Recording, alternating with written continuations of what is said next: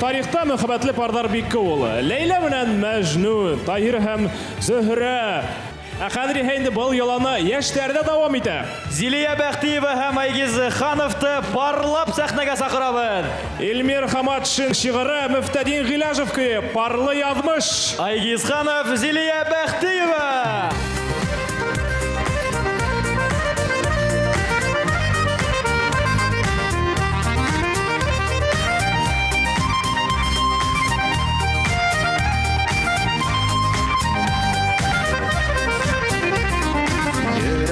Yəndər qoşuldu, bəyləndi səslər səskə.